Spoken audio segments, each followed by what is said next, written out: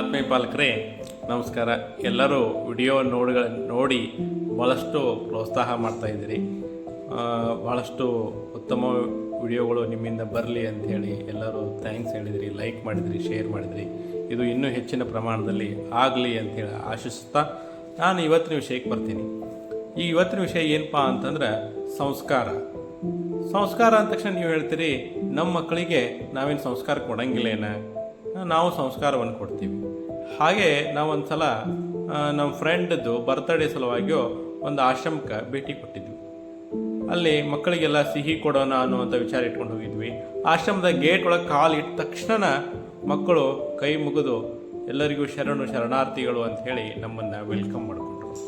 ಆಮೇಲೆ ಒಳಗೆ ಹೋದ ತಕ್ಷಣ ಕುಡಿಲಿಕ್ಕೆ ನೀರು ಬೇಕೇನೋ ಅಂತ ಹೇಳಿ ಕೇಳಿ ಮಾಡಿ, ಇನ್ನು ಅವರಿಗೆ ಸ್ವೀಟ್ ಕೊಟ್ರೆ ಅಥವಾ ಮಕ್ಕಳಿಗೆ ಯಾವಾಗಲೂ ಸ್ವೀಟು ಕೇಕು ಅಂತಂದ್ರೆ ಭಾಳಷ್ಟು ಇಷ್ಟ ಇರ್ತದೆ.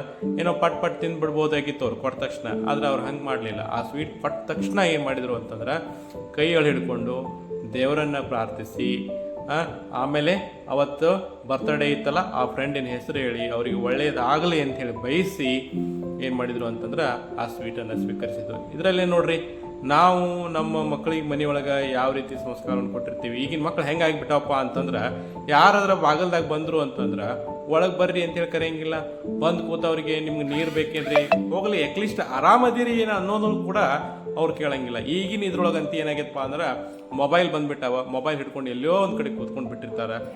ಯಾವ ಸಂಬಂಧಗಳು ಇರಲಿಲ್ಲ ಮಕ್ಕಳ. ಆಮೇಲೆ ಹಿರಿಯರಿಗೆ ನಮಸ್ಕಾರ ಮಾಡುವಂಥ ಪದ್ಧತಿಗಳಿಲ್ಲ.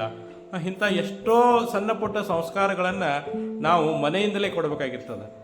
ಅದಕ್ಕಾಗಿ ಅಂಥ ಸಂಸ್ಕಾರಗಳನ್ನು ನಾವೆಲ್ಲ ಮರಿತಿದ್ದೀವಿ. ಅದಕ್ಕೆ ಆ ಸಂಸ್ಕಾರಗಳನ್ನು ಮಕ್ಕಳಿಗೆ ಕೊಟ್ಟಿವಿ ಅಂತಂದ್ರೆ ಮುಂದೆ ಅವರ ಜೀವನ ಒಂದು ಉನ್ನತ ಹಂತಕ್ಕೆ ಬೆಳೀತದೆ. ಅವರ ಸಮಾಜದಲ್ಲಿ ಕೂಡ ಒಂದು ಉನ್ನತ ಹಂತವನ್ನು ಪಡಿತಾರೆ. ಅದಕ್ಕೆ ಇಷ್ಟೆಲ್ಲ ಹೇಳ್ತೀರಿ ಅಂತ ನೀವು ಸಂಸ್ಕಾರ ಕೊಡಾಕತ್ತಿಲ್ಲ ಅಂತ ಹೇಳಿ ನಾ ಹೇಳಕತ್ತಿಲ್ಲ. ಆದ್ರೆ ನೀವು ಸಂಸ್ಕಾರವನ್ನು ಕೊಡ್ಲಿಕ್ಕತ್ತೀರಿ. ಆದರೆ ಆ ಕೊಡುವಂಥ ಸಂಸ್ಕಾರ ಇನ್ನೂ ಒಂದು ಸ್ವಲ್ಪ ಉನ್ನತ ಮಟ್ಟಕ್ಕಿರಲಿ, ಉತ್ಕೃಷ್ಟ ಮಟ್ಟಕ್ಕಿರಲಿ.